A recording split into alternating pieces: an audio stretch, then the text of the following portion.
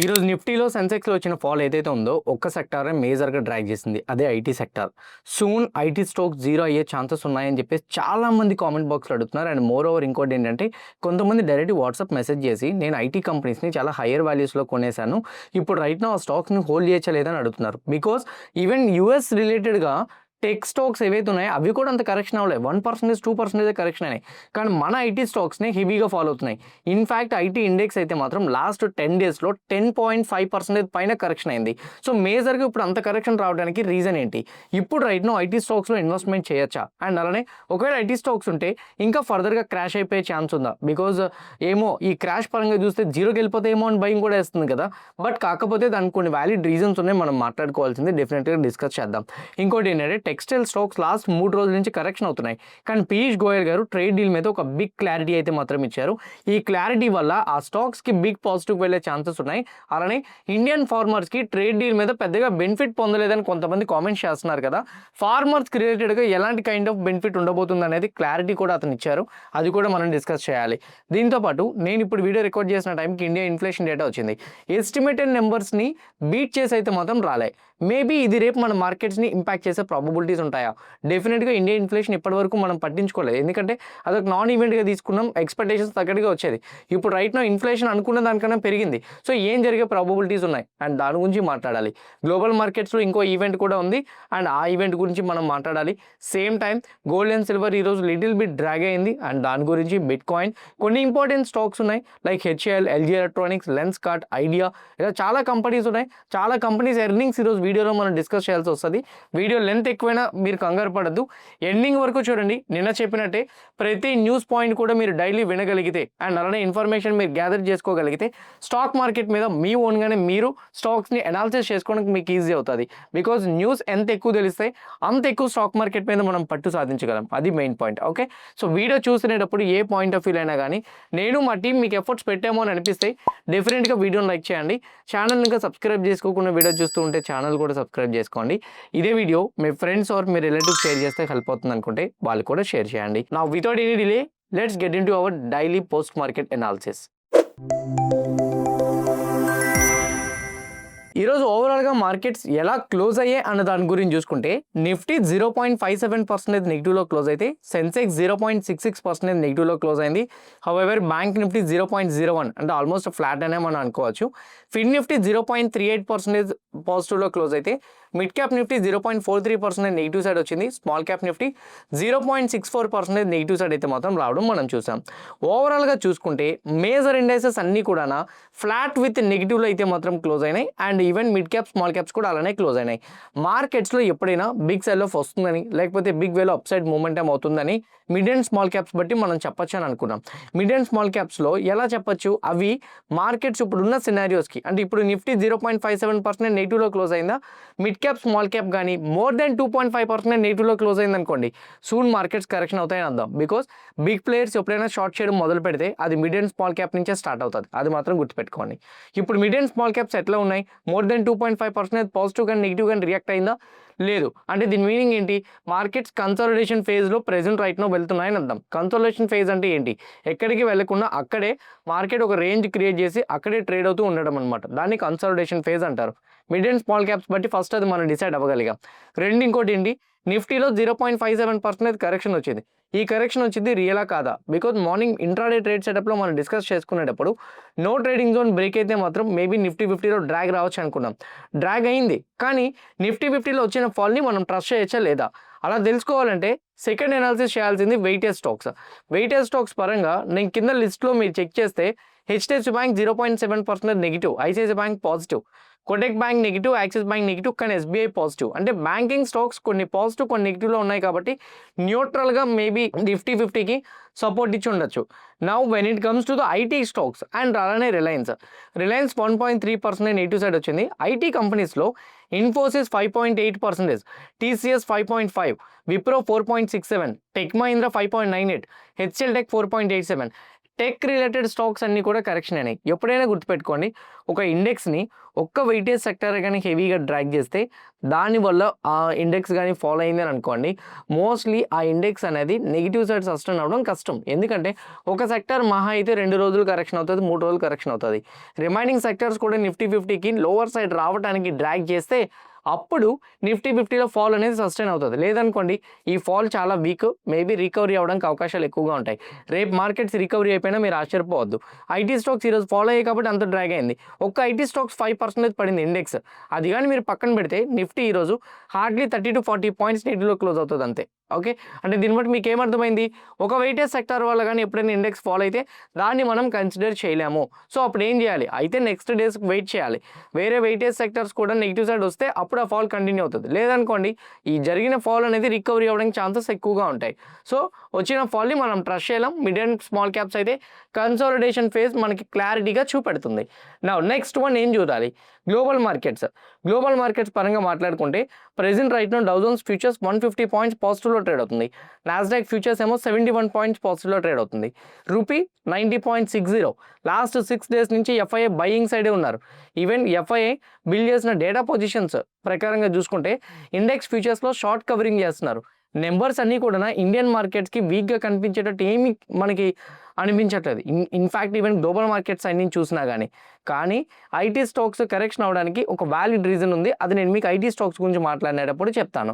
Now ఇది ఇలా ఉంటే ఆన్ ద అదర్ సైడ్ మన మార్కెట్స్ ట్రేడ్ అవుతున్న టైంకి క్లోజ్ అవుతున్న టైంకి ఇన్ఫ్లేషన్ డేటా వస్తుందని చెప్పి ఎక్స్పెక్టేషన్స్ అందరికీ ఉన్నాయి. బట్ కాకపోతే 4 o'clock వచ్చింది, ఆల్మోస్ట్ క్లోజ్ అయిపోయిన తర్వాత 1.3% లాస్ట్ టైం ఇన్ఫ్లేషన్. ఎక్స్పెక్టేషన్ ఏమో 2.4 నుంచి 2.5 మినిమం వస్తుందని ఉంది. బట్ నెంబర్ ఏమో 2.75%కి వచ్చింది ఇన్ఫ్లేషన్ నెంబర్ అయితే. లాస్ట్ టైంతో కంపేర్ చేసుకుంటే ఈసారి నెంబర్ వచ్చేసరికి 2.75%కి వచ్చింది. సో దీన్ని బట్టి ఇన్ఫ్లేషన్ పెరిగింది కదా, ఇన్ఫ్లేషన్ పెరిగింది కాబట్టి రేపు మార్కెట్స్ నెగిటివ్గా రియాక్ట్ అవుతాయా అనే డౌట్ మీకు డెఫినెట్గా ఉండొచ్చు. నా ఒపీనియన్ ప్రకారంగా ఆర్బీఐ టార్గెట్ లెస్ దాన్ 4%. 4% కన్నా తక్కువ ఉన్నంత వరకు మనం వరి అవ్వాల్సిన అవసరం లేదు. ఇంకోటి ఏంటంటే పీక్లోకి వచ్చేసింది 1.3 అనేది. 1.33 అనేది చాలా తక్కువ. ఈవెన్ 10 years యొక్క లో అనుకోవచ్చు మనం. అంత లోకి వెళ్ళేటప్పుడు ఇన్ఫ్లేషన్ కొంచెం స్పైక్ అవుతుంది, అది కామన్. ఆల్రెడీ మార్కెట్ ఎక్స్పెక్ట్ చేసింది కూడా 2.4 నుంచి 2.5 స్పైక్ అవుతుందని. అంటే దీన్ని బట్టి మీకు ఏమర్థమైంది, సో మోస్ట్లీ ఇన్ఫ్లేషన్ లో ఏదైతే ఉందో ఇంతకు మించి లో వెళ్దు. 0.5 0.3 మెయింటైన్ అవ్వడానికి మనం జపాన్ లాంటి డెవలప్డ్ కంట్రీ కాదు, డెవలపింగ్ కంట్రీ. సో డెవలపింగ్ కంట్రీస్లో ఇన్ఫ్లేషన్ అనేది 0.5 0.4కి రాదు. సో మోస్ట్లీ 1.3 అనేది అదే లీస్ట్. కాబట్టి ఇక్కడ నుంచి స్లోగా ఇన్ఫ్లేషన్ పెరగడానికి ప్రాబబిలిటీస్ ఉంటాయి. ఎందుకంటే లాస్ట్ 1 yearలో ఆర్బీఐ కూడా 4 times రేట్ కట్ చేసింది. సో ఇన్ఫ్లేషన్ పెరుగుతుంది కాబట్టి 2.75కి ఇప్పుడు పెరిగింది. కానీ స్టిల్ ఇప్పటికీ ఆర్బీఐ ప్రకారంగా చూసుకుంటే 4% లోపే. అయితే ఆర్బీఐ రీసెంట్గా మానిటరీ పాలసీస్లో కూడా ఫైనాన్షియల్ 27కి మా టార్గెట్స్ ఏదైతే 4% ఉందో అక్కడికి రావచ్చు ఇన్ఫ్లేషన్ అని క్లారిటీగా చెప్పేశారు కూడా. అయితే ఇప్పుడు వచ్చిన నెంబర్ ఏదైతే ఉందో ఇందులో ఏ సెక్టార్స్లోనే ఎక్కువగా కంట్రిబ్యూషన్ వచ్చింది, సో దేనివల్ల ఎక్కువగా పెరిగింది అనేది కూడా మనం ట్రాక్ చేసుకోవచ్చు. వాటి బట్టి మనం క్లియర్ కట్గా ఏది ఎక్కువగా మేబీ ఇంక్రీజ్ చేసింది అనే దాన్ని బట్టి ఓకే దీనివల్ల ఎక్కువగా వచ్చింది అనే పాయింట్ ఆఫ్ వ్యూలో కూడా మనం వెళ్ళొచ్చు. మేజర్గా చూసుకుంటే అన్నింటిలో కూడా లిటిల్ బిట్ 0.5 0.1 0.2 ఇట్లానే పెరిగినాయి. సో పెద్దగా వరి అవ్వాల్సిన అవసరం అయితే లేదు ఇండియన్ ఇన్ఫ్లేషన్ బట్టి. ఓవరాల్గా మార్కెట్ సెంటిమెంట్స్ పరంగా చూసుకుంటే హైయర్ టైం ఫ్రేమ్ పెట్టి మనం అనాలిసిస్ చేసుకుంటే ఈరోజు వచ్చిన ఫాల్ అనేది కేవలం IT sector and little bit Reliance HDFC bank drag చేయడం వల్ల వచ్చింది అనుకుంటున్నా. పెద్ద ఫాల్ కాదనేది నా ఒపీనియన్. అండ్ మోస్ట్లీ మార్కెట్స్ వచ్చేసరికి కమింగ్ డేస్లోని పాజిటివ్ డెవలప్మెంట్స్ చూడొచ్చు. ఇంపార్టెంట్ లెవెల్స్ ప్రకారంగా చూసుకుంటే 25,450 బ్రేక్ అయినప్పుడు నిఫ్టీ 50లో ఫర్దర్గా డ్రాప్ వస్తుంది. అంతవరకు పాజిటివ్గా సస్టైన్ అవ్వడానికి ప్రాబబిలిటీస్ అయితే మాత్రం ఎక్కువగా ఉన్నాయి. ఇది నిఫ్టీ 50 సైడ్ నుంచి అయితే మాత్రం. Now when it comes to the IT sector, దీని గురించి ఇప్పుడు మాట్లాడాలి. ఈరోజు ఒక్కరోజు ఐటీ సెక్టర్ 5% వరకు ఫాల్ వచ్చింది. ఐటీ ఇండెక్సే 5% డ్రాప్ వచ్చింది. స్టాక్స్ అయితే 5, 7, 8 ఈవెన్ కొన్ని అయితే 10% వరకు కరెక్షన్స్ కూడా వచ్చినాయి. సో ఐటీ స్టాక్స్లో ఇంతలా కరెక్షన్ రావడానికి రీజన్ ఏంటి? నిన్న యూఎస్ వాళ్ళది ఒక బిగ్ అప్డేట్ అయితే మాత్రం వచ్చింది. యూఎస్ వాళ్ళది వచ్చిన అప్డేట్ ఏంటి అని అంటే నాన్ ఫార్మ్ పేరోల్స్ డేటా వచ్చింది. అంటే గవర్నమెంట్ సైడ్ నుంచి రిలీజ్ చేసిన జాబ్స్ రిపోర్ట్ డేటా అనమాట. లాస్ట్ టైం 48K, నెంబర్ ఏమో 40K నుంచి 70K ఎక్స్పెక్ట్ చేస్తున్నారు, వచ్చేసరికి 130K వచ్చింది. అంటే నెంబర్స్ ప్రకారంగా చూసుకుంటే యూఎస్ నుంచి జాబ్స్ డేటా ప్రకారంగా గవర్నమెంట్ ఎక్కువ జాబ్స్ని ప్రొడ్యూస్ చేసింది. సో ఎప్పుడైతే ఎక్కువ జాబ్స్ని ఇచ్చిందో అందరి దగ్గర ఇన్కమ్ ఉంటుంది, అందరి దగ్గర డబ్బులు ఉంటే ఇన్ఫ్లేషన్ పెరుగుతుంది. ఇన్ఫ్లేషన్ పెరిగినప్పుడు ఇంట్రెస్ట్ రేట్స్ని కట్ చేయకూడదు, ఇంట్రెస్ట్ రేట్స్ని పెంచాలి. ఇంట్రెస్ట్ రేట్స్ని పెంచితే మార్కెట్స్కి అది నెగిటివ్. ఇన్ఫ్యాక్ట్ నిన్న టెక్ రిలేటెడ్ స్టాక్స్ యూఎస్లో కూడా హెవీగా కరెక్షన్ రావడానికి కారణాలు అవే. And in fact US unemployment rate చూసుకుంటే 4.3. యూఎస్ఏ అంతలా కరెక్షన్ అవ్వలేదు, మన మార్కెట్స్ ఎందుకు అంతలా కరెక్షన్ అయినాయనంటే యూఎస్ పరంగా ఇంట్రెస్ట్ రేట్స్ కానీ ఒకవేళ కట్ చేయకుండా పెంచితే యూఎస్లో డెవలప్మెంట్ కొంచెం తగ్గే అవకాశాలు ఉంటాయి. This the first one. Second one వచ్చేసరికి చాలా కంపెనీస్ టెక్ రిలేటెడ్గా స్పెండింగ్ అనేది తగ్గించేస్తాయి. This the second reason. Tech రిలేటెడ్గా స్పెండింగ్ తగ్గించేస్తే టెక్ రిలేటెడ్ స్టాక్స్ ఏవైతే ఉన్నాయో, కంపెనీస్ ఏవైతే ఉన్నాయో వాటికి ప్రాజెక్ట్స్ అనేవి రావు. ప్రాజెక్ట్స్ రాకపోతే మన ఇండియాలో majority of the IT companies యూఎస్తోనే టైఅప్ అయి ఉన్నాయి, వాళ్ళకే ఎక్కువగా సర్వీస్ని చేస్తున్నాయి, వాళ్ళతోనే ప్రాజెక్ట్స్ ఎక్కువగా లింక్ చేసుకుని ఉన్నాయి. ఈ టైంలోనే ఇంట్రెస్ట్ రేట్స్ని కట్ చేయకుండా ఇంట్రెస్ట్ రేట్స్ని హోల్డ్ చేసుకుంటూ పెంచుకుంటూ వెళ్తే డెఫినెట్గా యూఎస్లో ఉన్న ఐటీ కంపెనీస్ ఏవైతే ఉన్నాయి అవి ముందు ఫేస్ చేసిన ప్రాజెక్ట్స్ ఏవైతే ఉన్నాయో అన్ని ఇప్పుడు ఫేస్ చేయలేకపోవచ్చు, అన్ని ప్రాజెక్ట్స్ వీళ్ళు ఇప్పుడు రాలేకపోవచ్చు. వాళ్ళకి కానీ తక్కువ ప్రాజెక్ట్స్ వస్తే ఇండియాకి తక్కువ ప్రాజెక్ట్స్ ఇస్తారు. సో దాంట్లో ఇండియన్ ఐటీ కంపెనీస్ రెవెన్యూ కోల్పోయే అవకాశం ఎక్కువగా ఉంటుంది. బికాజ్ ఇండియన్ ఐటీ కంపెనీస్ కొన్ని కంపెనీస్ 20%, కొన్ని కంపెనీ 40%, కొన్ని కంపెనీ 60% రెవెన్యూస్ గెయిన్ చేస్తున్నాయి యూఎస్ టెక్ రిలేటెడ్ కంపెనీస్తో ఇంటిగ్రేట్ అయ్యి. ఇప్పుడు రైట్ నో ఒకవేళ వాళ్ళ దగ్గర నుంచి ప్రాజెక్ట్స్ రాకపోతే రెవెన్యూ పడిపోయే అవకాశాలు ఉంటాయనే రీజన్స్తో మన ఇండియాలో టెక్ రిలేటెడ్ స్టాక్స్ హెవీగా ఫాలో అయినాయి. ఈ ఒక్క రీజన్ వల్లే ఫాలో అవ్వలేదు. యూఎస్ పరంగా ఇంట్రెస్ట్ రేట్స్ని కట్ చేయకుండా డేటా పాయింట్స్ రావడం, అంటే కట్ చేయకుండా ఉండడానికి ఫేవరబుల్గా ఉండే డేటా పాయింట్స్ రావడం. రెండు, మన ఆర్బీఐ ఇంట్రెస్ట్ రేట్ డెసిషన్స్లో కూడా లాస్ట్ టైం ఆర్బీఐ వాళ్ళు రేట్ కట్ చేస్తామని ఏం చెప్పలేదు. సో దీనివల్ల మోస్ట్లీ ఐటీ కంపెనీస్కి నెగిటివ్గా మారే అవకాశం ఉంటుందని చెప్పి ఐటీ కంపెనీస్ కరెక్షన్ అయినాయి. ఇది సెకండ్ రీజన్. థర్డ్ వన్, రీసెంట్గా ఆంథ్రోపిక్ కంపెనీ మీకు తెలుసు కదా, ఏ రిలేటెడ్గా టూల్ తీసుకొస్తుంది, దానివల్ల మోస్ట్లీ జాబ్స్ తగ్గిపోయే అవకాశాలు ఉంటాయి. అండ్ అలానే అది ఈజీగా టాస్క్స్ని చేస్తుంది, అంటే లీగల్ పరంగా, కన్సల్టెన్సీ పరంగా, సేమ్ టైం వచ్చేసరికి డెవలపర్ పరంగా ఇవన్నీ కూడా టాస్క్స్ ఆంథ్రోపోనిక్ ఏ టూల్ ఏదైతే ఉందో అది క్రియేట్ చేస్తుందని ఎక్స్పెక్టేషన్స్ రన్ అవుతున్నాయి. ఇవన్నీ డేటా పాయింట్స్తో ఇంటర్ కనెక్ట్ చేసుకొని ఐటీ స్టాక్స్లో కరెక్షన్ అయితే వస్తుంది. ఈవెన్ రీసెంట్గా ఐటీ స్టాక్స్ యొక్క ఇండెక్స్ యొక్క హై చూసుకుంటే 40,300, అక్కడి నుంచి డ్రాప్ అయినది చూసుకుంటే నేను ఇంకా 10.5 అన్నా, 18% డ్రాప్ అయింది, హెవీ ఫాల్. సో రీసెంట్గా వచ్చిన ఫాల్ ప్రకారంగా చూసుకుంటే ఈవెన్ ఐటీ స్టాక్స్లో కూడా మేజర్ కరెక్షన్ అయితే మాత్రం వచ్చింది. సో ఈ హెవీ ఫాల్ ఇంకా కంటిన్యూ అవ్వచ్చా అంటే కొంతమంది అనలిస్ట్ చెప్తున్న దాని ప్రకారంగా చూడండి, ఇప్పటికీ ఐటీ స్టాక్స్ అయితే మాత్రం చాలా బిగ్ సెల్ ఆఫ్ కనిపించింది. సో ఐటీ స్టాక్స్లో ఏదైతే బిగ్ సెల్ ఆఫ్ కనిపించిందో ఆ సెల్ ఆఫ్ అనేది ఓవర్గా రియాక్ట్ అవుతున్నట్టు కనపడుతుంది. బికాస్ నిజంగానే చెప్పొచ్చు, ఓకే ఆంథ్రోపోనిక్ ఏ టూల్ వల్ల బగ్స్ని ఫిక్స్ చేయొచ్చు, కోడ్ని రాయొచ్చు, సిస్టమ్స్ని డిప్లాయ్ చేసి సిస్టమ్స్ని ఫాస్ట్గా రన్ అయ్యేలా చేయొచ్చు. ఇంతకుముందు హ్యూమన్ చేసేదానికన్నా 10 times చాలా ఫాస్ట్గా చేయొచ్చు. కానీ ప్యూర్ ఏ రిలేటెడ్ టూల్ని యూజ్ చేసుకొని ఆ కోడింగ్ కంప్లీట్ అయిపోతుందని ఎప్పుడు కూడా చెప్పలేం. స్టిల్ ఇప్పటికీ కూడా ఇంజనీర్ కావాలి. ఇంజనీర్స్ 100% హ్యూమన్ సైడ్ నుంచి వెరిఫికేషన్ చేసుకోవాలి, మాన్యువల్ వెరిఫికేషన్. లెట్సే ఇప్పుడు నేను ఏదైనా ఒక న్యూస్ని సెర్చ్ చేస్తున్నా, గూగుల్లో సెర్చ్ చేసి తెలుసుకోవడానికి 1 గంట టైం పట్టచ్చు, అది చాట్‌జీపీటీలో చూస్తే 10 నిమిషాలు. ఇట్ డజంట్ మీన్ చాట్‌జీపీటీ ఇచ్చేస్తుంది కదా, అది డైరెక్ట్గా మీ దగ్గర తీసుకురావట్లేదు కదా. నేను చాట్‌జీపీటీలో చూసి ఆ న్యూస్ని అర్థం చేసుకొని, నేను బయట న్యూస్ల కన్నా చాట్‌జీపీటీలో వచ్చే న్యూస్ని క్లారిటీగా అర్థం చేసుకొని మీకు 5 నిమిషాల్లో చెప్పగలుగుతున్నాను. టైం ఇక్కడ రెడ్యూస్ అవుతుంది తప్ప హ్యూమన్ పోవట్లేదు. అదే ఇప్పుడు ప్రెజెంట్ రైట్ నౌ చాలామంది చెప్తున్నారు, అనలిస్టుల ప్రకారంగా వాళ్ళు చెప్తుంది ఏంటంటే ఇక్కడ టైం రెడ్యూస్ అవుతుంది. ఆఫ్ కోర్స్ ఎంప్లాయ్మెంట్ మీద ఇంపాక్ట్ పడుతుంది, కానీ ఇండియన్ ఐటీ కంపెనీస్ దగ్గర కావాల్సిన ప్రాజెక్ట్స్ ఉన్నాయి. ఇది ఇప్పుడు ఓవర్గా రియాక్ట్ అవుతుంది, దాని గురించి వరి అవ్వాల్సిన అవసరం లేదు. ఈవెన్ హ్యూమన్ పరంగా చాలా వరకు ఆథరైజ్ చేయాల్సినవి కావాలి. సో హ్యూమన్ పరంగా ఆథరైజ్ చేయడానికి లేకపోతే మాత్రం ఇక్కడ చూడండి, these systems required human judgement, business understanding and accountability and algorithm cannot be held legally responsible if something fails అని. ఓకే, సో అంటే దీని ప్రకారంగా హ్యూమన్ కన్ఫామ్గా కావాలి. సో ఏ టూల్ రావచ్చు, దాన్ని భయపెట్టచ్చు, వర్క్ని తగ్గించవచ్చు, కానీ ఇంకా వర్క్ ఈజీ అవుతుంది. అప్పుడు ఐటీ కంపెనీస్కి ప్రాజెక్ట్స్ తొందరగా ఫినిష్ అయ్యి ఇంకా కొత్త ప్రాజెక్ట్స్ ఒప్పుకోవడానికి అవకాశాలు ఉంటాయి తప్ప సో మోస్ట్లీ జాబ్స్ అన్నీ పోతాయని అనుకోవద్దు అని అతని సైడ్ నుంచి అయితే మాత్రం అప్డేట్ అయితే ఇస్తున్నారు. ఇస్తున్నారు. కొంతమంది అనలిస్టులు అందరూ కూడా వాళ్ళ గురించి ఐటీ స్టాక్స్ మీద క్లారిటీగా వాళ్ళు అప్డేట్స్ అయితే మాత్రం ఇస్తున్నారు. కానీ ఐటీ కంపెనీస్ కొంచెం ఓవర్గా రియాక్ట్ అవుతున్నాయి. అయితే నేను ఇంకోటి చెప్తాను, మార్జిన్ ప్రెజర్ కూడా ఉంది ఐటీ కంపెనీస్ మీద, చాలా వరకు మార్జిన్ ప్రెజర్ ఉంది. రీసెంట్ డేస్లోని ఈవెన్ చాట్‌జీపీటీ, డీప్‌సీక్ వీటన్నిటి వల్ల చాలా వరకు మార్జిన్ ప్రెజర్ అయితే మాత్రం కనపడుతుంది. సో ఈవెన్ ప్రాజెక్ట్స్ కూడా రెడ్యూస్ అవుతున్నట్టయితే కనపడుతున్నాయి. దీంతో పాటు ఇండియన్ రూపీ పరంగా ఇప్పుడు ప్రెజెంట్ రైట్ నౌ ఈ డాలర్ ఈ రూపీ వీక్ అవుతుందంటే పక్కన పెడితే డాలర్ కూడా ఇప్పుడు ఇంతకు ముందు అంత వీక్ అయింది. ఇవన్నీ పాయింట్స్ బట్టి అయితే మాత్రం కరెక్షన్ ఒకేసారి మనం చూడగలిగాం. కానీ ఇది ఆపర్చునిటీ పరంగా తీసుకోవచ్చు. అలా అని చెప్పి మీ పోర్ట్ఫోలియోస్లో యావరేజ్ చేయడానికి కొన్ని స్టాక్స్ని పెట్టుకుంటూ ఉంటారు కదా, ఈ స్టాక్ పడింది యావరేజ్ చేయొచ్చని. ఇప్పుడు ప్రెజెంట్ రైట్ నౌ ఐటీ స్టాక్స్ని ఇంకా పడుతుంది అని చెప్పి, అంటే షార్ట్ టర్మ్లో హెవీగా పడిపోయింది నా ఒపీనియన్ ప్రకారంగా అయితే. అట్లా అని చెప్పేసి ఇంకా బిగ్ క్రాష్ అవుతుంది అంటే ఐటీ ఇండెక్స్కి ఒక ఇంపార్టెంట్ సపోర్ట్ లెవెల్ ఉంది, దాని ప్రకారంగా మనం డిసైడ్ అవ్వచ్చు.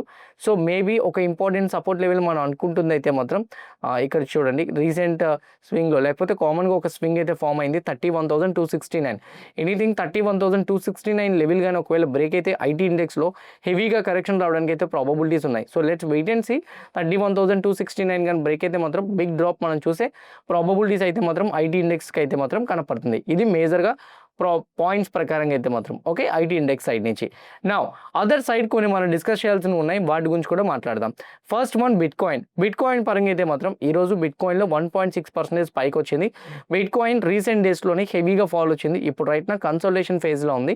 బిట్ కాయిన్ ఫర్దర్గా రికవరీ అవ్వాలంటే 70,500 దగ్గరలో ఒక రెసిస్టెన్స్ అయితే మాత్రం ఉంది. 70,500 నుంచి 71,300 దాన్ని ఒక జోన్గా కూడా మనం కన్సిడర్ చేసుకోవచ్చు. సో ఈ జోన్ ఒకవేళ కానీ బ్రేక్ అవ్వగలిగితే బిట్ కాయిన్లో మనం మొమెంటం చూడొచ్చు. అయితే లాస్ట్ టైం 2018 టైంలో అనుకుంటా బిట్ కాయిన్ లాస్ట్ టైం కూడా అలానే హెవీగా కరెక్షన్ వచ్చింది. ఇక్కడ మీరు క్లియర్గా చూడండి 2021 టైంలో. అప్పుడు బిట్ కాయిన్ 2021లో 58,000 నుంచి ఆల్మోస్ట్ బిట్ కాయిన్ 15,000కి డ్రాప్ అయిపోయింది. 15,000 నుంచి హెవీ బౌన్స్ కనిపించింది. అట్లాంటి కైండ్ ఆఫ్ డిప్ కనపడుతుందని కొంతమంది అడుగుతున్నారు. నా ఒపీనియన్ ప్రకారంగా సేఫెస్ట్ అసెట్స్లో బిట్ కాయిన్ అనేది సేఫ్ అసెట్ కాదు. కాకపోతే సంవాట్ ఒక స్పెక్యులేటివ్గా దీన్ని తీసుకుంటే కొంతవరకు రిటర్న్ అయితే రావచ్చు. రీసెంట్గా డిప్ అయితే హెవీగా వచ్చింది, కానీ యాడ్ చేసుకోవాల్సిన లెవెల్ అయితే మాత్రం 56,000 55,000. మరి మేబీ ఇప్పుడున్న లో అనేది మిస్ అయిపోతాం కదా అనుకుంటే కొంచెం అమౌంట్ ఇన్వెస్ట్మెంట్ చేసుకొని తర్వాత ఇంకా డ్రాప్ అయినప్పుడు దాన్ని యావరేజ్ చేసుకుంటే బెటర్ అనేది నా పర్సనల్ ఒపీనియన్.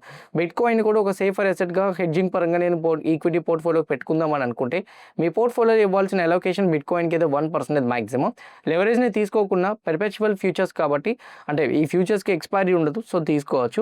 అండ్ మీరు ఒకవేళ కానీ ఇందులో ఏదైనా ఒక సేఫర్ అసెట్గా తీసుకోవాలనుకుంటే కింద నేను డెల్టా ఎక్స్చేంజ్ రిఫరల్ లింక్ ఇచ్చాను, ఆ లింక్ క్లిక్ చేసి అకౌంట్ ఓపెన్ చేసుకోండి. డెఫినెట్గా మీకు ఇన్వెస్ట్మెంట్స్ పరంగా ఆ యాప్ అయితే మాత్రం యూజ్ అవుతుంది. Next one gold and silver పరంగా చూసుకుంటే ఈరోజు సిల్వర్ 1.13% లోవర్ సైడ్ ట్రేడ్ అవుతుంది. అండ్ గోల్డ్ అయితే మాత్రం 0.48. గోల్డ్ అండ్ సిల్వర్ రీసెంట్ డేస్లో బాగా పెరిగి ఉండడంతో అండ్ న్యూస్ అప్డేట్స్ పరంగా యూఎస్ ఇరాన్ టెన్షన్స్ ఇంకా అట్లానే ఉన్నాయి. సో దాంతోపాటు on the other side check చేసుకుంటే యూఎస్ ఇంట్రెస్ట్ రేట్స్ అయితే మాత్రం మరి కట్ చేయదు, పెంచే అవకాశాలు ఉంటాయని వస్తున్నాయి. సో వీటన్నిటి ప్రకారంగా గోల్డ్ అండ్ సిల్వర్లో ప్రాఫిట్ బుకింగ్ అవ్వాలి. కాకపోతే యూఎస్ ఇరాన్ పరంగా టెన్షన్స్ ఇంకా రైజ్ అవుతూ ఉండడంతో గోల్డ్ అండ్ సిల్వర్లో పెద్దగా ఫాల్ అయితే రావట్లేదు. కన్సాలిడేషన్ ఫేజ్ మేబీ కమింగ్ డేస్లో ఇంకా కనపడుతుంది అని అనుకుంటున్నా. ఫర్దర్గా మూవ్ అయితే ఏదైనా జియో పొలిటికల్ టెన్షన్స్ పరంగా చైనా ఏదైనా అగ్రెసివ్గా బై చేస్తే ఫర్దర్గా మూవ్ అవుతుంది. లేకపోతే కన్సల్టేషన్ ఫేజ్లో గోల్డ్ అండ్ సిల్వర్ కొన్ని రోజులు ఉండే ప్రాబబిలిటీసే ఉంటుంది అనేది నా పర్సనల్ ఒపీనియన్. ఓకే, ఇది ఇట్లా ఉంటే ట్రేడ్ డీల్ మీద ఒక బిగ్ ట్విస్ట్ వచ్చింది, దాని గురించే మాట్లాడాలి. రీసెంట్గా టెక్స్టైల్స్ హెవీగా పడినాయి. మీ అందరికీ తెలుసు కేపీఆర్ మిల్స్ కానీ అపెరల్ ఇండస్ట్రీస్ కానీ సేమ్ టైం గోకాల్దాస్ ఎక్స్పోర్ట్స్, ఈ కంపెనీస్ అన్నీ కూడా లాస్ట్ 3 డేస్లో 15% పైన పడినాయి. ఇప్పుడు ప్రెజెంట్ రైట్నో ఈ టెక్స్టైల్ కంపెనీస్కి ఈరోజు పీయూష్ గోయల్ గారు ఒక స్టేట్మెంట్ చేశారు. ఏంటంటే బంగ్లాదేశ్తో ట్రేడ్ డీల్ జరిగింది, నేను చూశాను. అక్కడ ట్రేడ్ డీల్లోని టెక్స్టైల్స్కి అపెరల్కి 0% టారిఫ్ యూఎస్ వాళ్ళు వేస్తున్నారు. కానీ అక్కడ ఒక కండిషన్ ఉంది. ఏంటి? యూఎస్ కాటన్ కొనుక్కుంటే యూఎస్ కాటన్ని మీరు కొనుక్కొని మీరు టెక్స్టైల్ని రెడీ చేయండి. టెక్స్టైల్ రెడీ చేసి అపెరల్స్ని రెడీ చేసి, అంటే కిడ్స్కి కావాల్సిన బట్టలు అండ్ అట్లనే పెద్దవాళ్ళకి అడల్ట్స్కి కావాల్సిన బట్టలు అండ్ శారీస్ ఇవన్నీ డ్రెస్సెస్ అన్నీ రెడీ చేసుకొని యూఎస్కి వచ్చి అమ్మండి. కాటన్ మాదే కాబట్టి మా కాటన్తోనే మీరు ప్రొడక్ట్స్ని తయారు చేశారు కాబట్టి మీకు వచ్చేసరికి ఫ్రీగా ట్యాక్స్ లేకుండా మేము చేస్తామని బంగ్లాదేశ్కి చెప్పారు. సేమ్ ఎగ్జాక్ట్లీ ఇండియా కూడా అలానే ఉంది. ఇండియా మీద కూడా 0 టారిఫ్సే ఉన్నాయి. సో కాకపోతే ఇండియా సైడ్ నుంచి కూడా కొన్ని కండిషన్స్ పెట్టారు వాళ్ళు కూడా. అదేంటంటే సేమ్ బంగ్లాదేశ్కి పెట్టినట్టయితే ఇండియా కూడా ఆ కండిషన్ అనేది ఉంది. సో మేబీ ఒకవేళ కానీ యూఎస్ సైడ్ నుంచి మనం కానీ కాటన్ కానీ తీసుకుంటే cotton sourced from the United states will qualify for zero duty అని ఇచ్చారు చూసారా. సో ఒకవేళ కానీ కాటన్ కానీ మనం యూఎస్ నుంచే తీసుకుంటే జీరో టారిఫ్స్ అని, ఇది కాటన్ టెక్స్టైల్ కంపెనీస్కి బిగ్ పాజిటివ్గానే మనం తీసుకోవచ్చు. అయితే మోస్ట్ ఫేవరెట్ నేషన్ అంటే మినిమం ట్యాక్స్ అయితే మాత్రం పడుతుంది, మరీ 18 కాస్త జీరో అయిపోదు, మినిమం 3% ట్యాక్స్ అయితే ఉంటుందని కూడా చెప్తున్నారు. అయితే ఇంకోటి మనం వర్రీ అవ్వాల్సిన అవసరం లేదు. ఎందుకు అని అంటే ఇండియాకి యూఎస్కి బంగ్లాదేశ్ దగ్గర నుంచి $7.6 బిలియన్ వస్తుంది, ఇండియా దగ్గర నుంచి అయితే మొత్తం $3.26 బిలియన్ వస్తుంది. సో మన ఇండియా దగ్గర నుంచి ఎక్కువ ఎక్స్పోర్ట్ లేదు, మనం వర్రీ అవ్వాల్సిన అవసరం లేదు. మన మార్కెట్ అనేది యూఎస్ సైడ్ నుంచి బంగ్లాదేశ్తో కంపేర్ చేసుకుంటే తక్కువే, వాళ్ళది ఎక్కువ వెళ్ళినా కానీ మంది కొంతవరకు మనం బిజినెస్ని ఇంకా పెంచుకోవడానికి అవకాశాలు మనకి ఎక్కువగా ఉంటాయి. వాళ్ళు ఇప్పుడు ఇంత నెంబర్ ఏదైతే ఉందో ఇదంతా కూడా సో జీరో టారిఫ్స్తో కంటిన్యూ చేయాలనుకుంటే కొంచెం కష్టం అనేటట్టు క్లారిటీ కూడా ఇచ్చారు. On the other side farmers పరంగా చాలామంది ఫార్మర్స్ పరంగా ఇండియాలో ఫార్మర్స్కి ఎటువంటిది ఏమీ కూడా ఫేవర్ చేయలేదని అంటున్నారు. ట్రేడ్ డీల్లోని 90 నుంచి 95% వరకు ఇండియన్ ఫార్మింగ్ రిలేటెడ్గా ప్రొడ్యూస్ చేసే ప్రొడక్ట్స్ ఏవైతే ఉన్నాయో వాటిని ఈ ట్రేడ్ డీల్లో కలపలేదంట. ఓకే, దేన్ని కలిపారంట? మోస్ట్లీ కలిపినవి rice, wheat, dairy products, pulses, edible oils, certain fruits and వెజిటబుల్స్ని మాత్రమే యాడ్ చేశారంట. మిగతావన్నీ కూడా ఇప్పుడు present right now farming products ఏవి కూడా యాడ్ చేయలేదు, వర్రీ అవ్వాల్సిన అవసరం లేదు. ఆన్ టేబుల్కి ఇంకా పేపర్ రావడానికి మార్చ్ మిడ్ టైం పడుతుంది. ఆ మిడ్ టైం వచ్చినప్పటికీ ఇంకా ఇందులో చాలా చేంజ్ అవ్వచ్చు, ఎందుకంటే ఇది ఫ్రీ ట్రేడ్ అగ్రిమెంట్ కాదు, బైలాటరల్ ట్రేడ్ అగ్రిమెంట్. అంటే అండర్స్టాండింగ్ మీద జరిగినవి, కండిషన్స్ మారచ్చు అండ్ ఆ టైంలో ఇండియాకి ఫేవరబుల్గా ఇంకా జరగచ్చు అని పాజిటివ్ కామెంట్స్ చేశారు. నాకు తెలిసి అందువల్ల ఈరోజు టెక్స్టైల్ స్టాక్స్ అన్ని హయ్యర్ సైడ్ మూమెంటం ఇచ్చినాయి అనేది నా ఒపీనియన్. ఇది ట్రేడ్ డీల్ మీద ఒక క్లారిటీ అప్డేట్. అయితే ఆన్ పేపర్కి వచ్చేటప్పుడు చేంజ్ అవ్వచ్చు అని ఒక ట్విస్ట్ పెట్టారు కాబట్టి మార్చ్ మిడ్కి ఒకవేళ ఆన్ పేపర్ మీద ఏదైనా కానీ చేంజ్ అయితే మాత్రం మార్కెట్స్ని బిగ్ వేలో అప్ సైడ్ అయినా తీసుకెళ్తుంది, ఒకవేళ నెగిటివ్గా ఉంటే బిగ్ వేలో డౌన్ సైడ్ అయినా తీసుకొస్తుంది. ఈ అప్డేట్ మాత్రం కొంచెం మైండ్లో పెట్టుకొని దీని మీద ఒక ఐ పెట్టి అయితే మాత్రం ఉంచండి. ఇది ఐటీ స్టాక్ సైడ్ నుంచి. నా పర్టికులర్గా కొన్ని స్టాక్స్ అప్డేట్స్ ఉన్నాయన్నాను కదా, వాటి గురించి 1 by 1 డిస్కస్ చేద్దాం. First one idea. ఈరోజు ఐడియా కంపెనీలో 2.5% నెగిటివ్ సైడ్ వచ్చింది. రీసెంట్ డేస్లో ఐడియాలో బాగా రికవరీ వచ్చింది అండ్ రీసెంట్లో చూసుకుంటే 6.18 నుంచి ఆల్మోస్ట్ 12 రూపీస్ వరకు వెళ్ళారు, డబుల్ అయిపోయింది ఐడియా స్టాక్. బట్ కాకపోతే ఐడియా స్టాక్ మీద ఒక నెగిటివ్ రేటింగ్ అయితే మాత్రం వచ్చింది. ఎవరు ఇచ్చారు? JP Morgan. వాళ్ళు చెప్తున్న దాని ప్రకారంగా ఉన్న ప్రైస్ దగ్గర నుంచి 24% డౌన్ సైడ్ వస్తుందని చెప్తున్నారు. ఎందుకు అలా చెప్తున్నారు? కారణం ఏంటంటే ఐడియా కంపెనీకి అంటే ఆల్మోస్ట్ 9 రూపీస్కి టార్గెట్ ప్రైస్ తగ్గించారు అండర్ వెయిట్ ఇస్తూ. వాళ్ళు చెప్తున్న దాని ప్రకారంగా కంపెనీ క్యాపిటల్ ఎక్స్పెండిచర్ చాలా వరకు చేస్తుంది, అంటే చాలా ఎక్కువ డబ్బులు స్పెండ్ చేస్తుంది. అయితే ఫైనాన్షియల్ ఇయర్ 25లోని ఫస్ట్ క్వార్టర్లీలో 18,000 కోట్లు ఫండింగ్ ఎఫ్పిఓ దగ్గర తెచ్చుకున్నారు. ఓకే, బాగానే ఉంది. సో తెచ్చుకున్న తర్వాత ఇప్పటికీ కూడా ఇంకా డబ్బులు కావాలి దానికి, ఎందుకంటే 18,000 కోట్లు తెచ్చుకున్నా కానీ కస్టమర్స్ తగ్గిపోతున్నారు అండ్ డెవలప్మెంట్ లేదు, 5G సర్వీసెస్లోకి ఇంకా యాడ్ అవ్వలేదు. సో దాంతోపాటు మళ్ళీ వీళ్ళకి అమౌంట్ అనేది రావాల్సి వస్తుంది. అయితే మేనేజ్మెంట్ ఏం చెప్తుందంటే 3 సంవత్సరాల్లోని మోస్ట్లీ ఎబిటా, క్యాష్ ఎబిటా అనేది 3 times పెంచుతాం, 3 times డబుల్ చేస్తాం, ట్రిపుల్ చేస్తామని చెప్తుంది. అయితే కాంపిటీషన్ జియో ఉంది, భారతీ ఎయిర్టెల్ ఉంది. జియో, భారతీ ఎయిర్టెల్ ఉన్న టైంలోని వాటిని బీట్ చేసి వీళ్ళు 3 times క్యాష్ ఎబిటాని పెంచుకుంటారు అనుకుంటే అది చాలా కష్టమైన పని. వీళ్ళకి ఇంకా డబ్బులు కావాలి, బ్యాంక్స్ దగ్గర నుంచి డబ్బులు తెచ్చుకోవాలి, ఇన్ని నెత్తిపైన పెట్టుకొని నేను క్యాష్ ఎబిటాని 3 times పెంచేస్తానని అనుకుంటే చాలా కష్టం. ఓవర్గా రియాక్ట్ అయింది, 6 రూపాయల నుంచి 12 రూపాయలకి షేర్ ప్రైస్ వెళ్ళింది. ఇంత ఓవర్ రియాక్షన్ ఉంది, షేర్ ప్రైస్ ఇంకా పెరగకపోవచ్చు అని చెప్పి 24% డౌన్ సైడ్ టార్గెట్ ఇచ్చారు. అందుకే ఐడియా షేర్ ప్రైస్ ఈరోజు 2.5% కరెక్షన్ వచ్చింది. When it comes to BHEL, ఈరోజు డౌన్ సైడ్ బిహెచ్ఎల్ స్టాక్ అయితే మాత్రం వచ్చింది కదా, కానీ బిహెచ్ఎల్ స్టాక్ మీద ఒక అప్డేట్ అయితే మాత్రం ఉంది. అదేంటంటే బిహెచ్ఎల్ స్టాక్ మీద మోర్గాన్ స్టాన్లే వాళ్ళు వాళ్ళ టార్గెట్ ప్రైస్ని 304కి ఇంక్రీజ్ చేశారు. వాళ్ళు చెప్తున్న దాని ప్రకారంగా రీసెంట్ డేస్లో బాగా స్టాక్ పడింది. 60 రోజుల్లోనే 20%, 304 అంటే ఇక్కడ నుంచి 20% మూవ్, 60 రోజుల్లోనే 20% పెరుగుతుంది. దానికి కారణం స్టాక్ ఇప్పటికే కరెక్షన్ అయిన దాన్ని అంతా కూడా బయర్స్ అక్యూములేట్ చేసుకుంటున్నారు. సడన్ మూమెంటం అప్సైడ్ చూడొచ్చు. ఫండమెంటల్స్ ఇప్పటికీ స్ట్రాంగ్గానే ఉన్నాయి. ఆర్డర్ బుక్స్ పరంగా చూసుకుంటే ఫైనాన్షియల్ 27కి అయితే మాత్రం వీళ్ళు ఎక్స్పెక్ట్ చేసిన ఆర్డర్ బుక్స్ అన్నీ కూడా వస్తాయి. సో అందుకే ఎగ్జాక్ట్గా 60 రోజుల్లో స్టాక్ అయితే పెరుగుతుందని వాళ్ళంతా కాన్ఫిడెంట్గా అయితే నెంబర్స్ చెప్పడం అయితే జరిగింది. అశోక్ లేలాండ్ కంపెనీలో కొన్నిసార్లు పాజిటివ్గా ఉన్న నెగిటివ్ సైడ్ కరెక్షన్ వస్తుంది ఏంటో నాకు తెలియదు. ఎందుకంటున్నానంటే అశోక్ లేలాండ్ కంపెనీ మీద 3 డౌన్‌గ్రేడ్స్ వచ్చినాయి ఈరోజు. మోర్గాన్ స్టాన్లీ డౌన్‌గ్రేడ్ చేసింది. నొమురా డౌన్‌గ్రేడ్ చేసింది. ఇన్వెస్టెక్ వాళ్ళు కూడా డౌన్‌గ్రేడ్ చేశారు. ఈవెన్ నొమురా వాళ్ళు చెప్తున్న దాని ప్రకారంగా వాళ్ళు రీసెంట్‌గా ఇచ్చిన బై రేటింగ్ నుంచి న్యూట్రల్‌కి ఇచ్చేశారు. న్యూట్రల్‌కి తగ్గించి 260 నుంచి 280కి తగ్గించారు టార్గెట్ ప్రైస్‌ని. ఈవెన్ అశోక్ లేలాండ్ మీద మోర్గాన్ స్టాన్లీ వాళ్ళు అయితే మాత్రం ఓవర్ వెయిట్ నుంచి ఈక్వల్ వెయిట్‌కి ఇచ్చారు. 160 నుంచి 227కి టార్గెట్ ప్రైస్‌ని పెంచారు. కానీ ఇప్పటికీ కూడా లాస్ట్ టైం ఇచ్చిన నెంబర్స్ అయితే మాత్రం ఈసారి అయితే మాత్రం తక్కువే. ఇన్వెస్టెక్ వాళ్ళు అయితే మాత్రం బై నుంచి హోల్డ్ ఇస్తున్నారు. టార్గెట్ ప్రైస్‌ని 185 నుంచి 210కే ఇచ్చారు. వాళ్ళు ఇచ్చిన టార్గెట్ ప్రైజెస్ అన్నీ ఆల్రెడీ రీచ్ అయ్యి ఉన్నాయి. ఇంకోటి ఇంతకు ముందు ఎక్స్పెక్ట్ చేసినట్టుగా పాజిటివ్ రికమెండేషన్ ఇవ్వలే. సో దానికన్నా ముందు తగ్గించే ఇచ్చారనమాట. అందుకే స్టాక్ వచ్చేసరికి లిటిల్ బిట్ అంటే పెరిగింది. కానీ ఇలాంటి టైంలోని ఇలా ఓవర్గా పెరుగుతునేటప్పుడు నెగిటివ్ రీజన్స్ ఇస్తుంటే మాత్రం అయితే కన్సల్టేషన్ ఫేజ్లోకి వెళ్ళిపోతుంది, లేకపోతే కరెక్షన్ అయినా వచ్చేస్తుంది. Next one LG electronics. ఈరోజు ఎల్జీ ఎలక్ట్రానిక్స్ ఒకానొక టైంలో 6% డ్రాప్ అయింది. దానికి కారణం ఏంటి? రిజల్ట్సే. బికాజ్ లాస్ట్ టైం నెంబర్స్ చూడండి, 4396 నుంచి 4114 స్టాక్ మార్కెట్లో లిస్ట్ అయిన తర్వాత ఇది సెకండ్ టైం క్వార్టర్లీ ఎర్నింగ్ ఇవ్వడం. టాప్ లైన్ అయితే మాత్రం డిక్లైన్ అయింది. ఆపరేటింగ్ ప్రాఫిట్ మధ్య 8% నుంచి 5% డిక్లైన్ అయింది. 233 crores నుంచి 90 crores పడిపోయింది. ఎల్జీ ఎలక్ట్రానిక్స్ కంపెనీలో ప్రాఫిట్ డ్రాప్ అవడానికి ముఖ్య కారణాలు ఏంటి అనేది నేను చెక్ చేస్తే ఒక న్యూస్ బయటకు వచ్చింది. అదేంటంటే ఎల్జీ ఎలక్ట్రానిక్స్ వాళ్ళు రీసెంట్గా జిఎస్టీస్ తగ్గినాయి కదా, జిఎస్టీస్ స్లాబ్స్ తగ్గిన తర్వాత కూడా ప్రొడక్ట్స్ మీద ప్రైజెస్ని తగ్గించలేదంట. అంటే ఇదివరకే ఉన్న ప్రైజెస్ ఏవైతే ఉన్నాయో అదే ప్రైజెస్ని కంటిన్యూ చేశారు. ఇప్పుడున్న కాంపిటీషన్లోని as of now Amber Enterprises వాళ్ళు, బ్లూ స్టార్ వాళ్ళు, వాల్టాస్ వాళ్ళు అందరూ ప్రైజెస్ని తగ్గించుకుంటూ వెళ్తే ఎల్జీ ఎలక్ట్రానిక్స్ వాళ్ళు ప్రైజెస్ తగ్గించకపోవడం వల్లనే వీళ్ళ నెంబర్స్లో బిగ్ డ్రాప్ వచ్చిందని అయితే చెప్తున్నారు. సో అయితే క్వార్టర్ అండ్ క్వార్టర్లో పక్కన పెట్టేయండి, ఎందుకంటే క్వార్టర్ అండ్ క్వార్టర్ అనేది సీజనల్ ప్రకారంగా బిజినెస్ ఉంటుంది కాబట్టి క్వార్టర్ అండ్ క్వార్టర్ కంపారిజన్ చేయలేం. ఇయర్ పరంగా చూసుకుంటే ఆ డిక్లైన్ అయితే మాత్రం వచ్చింది. కానీ ఎల్జీ ఎలక్ట్రానిక్స్ మీద అయితే మాత్రం ఇప్పటికీ కూడా ఐసిఐసిఐ సెక్యూరిటీస్ వాళ్ళు మేనేజ్మెంట్ మీద పాజిటివ్గానే ఉన్నారు. ఎందుకంటే మేనేజ్మెంట్ అంటే ఎల్జీ ఎలక్ట్రానిక్స్ అనేది చిన్న కంపెనీ కాదు, సో చాలా పెద్ద కంపెనీ, కాంపిటీషన్ ఇప్పటికీ ఉంటుంది. మేబీ ప్రైజెస్ పరంగా వాళ్ళు తగ్గించలేదని అంటే మేబీ వాళ్ళకున్న ఎక్స్పెక్టేషన్స్ చాలా హై ఉండొచ్చు.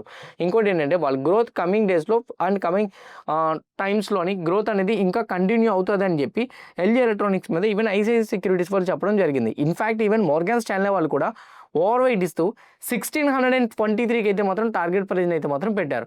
వాళ్ళు చెప్తున్న దాని ప్రకారంగా ఇయర్లో రెవెన్యూ 6% డ్రాప్ అయినా, ఎబిటా 39% ఇయర్లో డ్రాప్ అయినా కానీ, Q3 మార్జిన్స్ డ్రాప్ అయినా కానీ మా సైడ్ నుంచి అయితే మాత్రం నెంబర్స్లో మేబీ ఎల్జీ ఎలక్ట్రానిక్స్కి పాజిటివ్గానే మెయింటైన్ చేస్తున్నాం అనేటట్టు చెప్తున్నారు.